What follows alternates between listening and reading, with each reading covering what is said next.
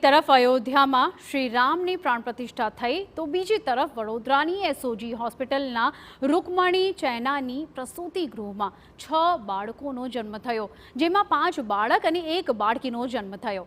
મહત્વનું છે કે માતા પિતાએ બાળકોના નામ પણ શ્રીરામના નામે રાખવાનો નિર્ણય કર્યો છે। પ્રાણ પ્રતિષ્ઠાના સમયે જ બાળકોએ જન્મ લેતા પરિવારજનોમાં ખુશી ફેલાઈ તો કેટલાક લોકોએ પણ અવતારે જન્મ લીધું અને ખાસ તેઓએ કહ્યું કે આ રામ અવતારે જન્મ લીધું છે તેમના ઘરમાં। આજે ઐતિહાસિક દિવસ છે, પ્રાણ પ્રતિષ્ઠા છે રામની અને મારા ઘરે પુત્ર જન્મ થયો છે। બહુ જ ખુશી છે, બહુ જ ઉલ્લાસ છે મારા પરિવારમાં।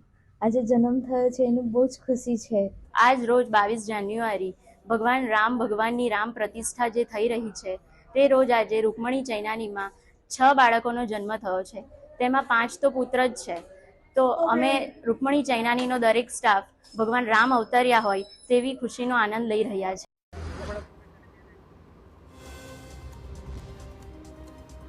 તો આજના દિવસનો ખાસ જે છે તે પસંદગી કરી છે વડોદરા અને સુરતમાં આજે ઘરે ઘરે નવજાત શિશુનું આગમન થયું છે, તે પરિવારજનોમાં ખુશીની લાગણી જોવા મળી રહી છે।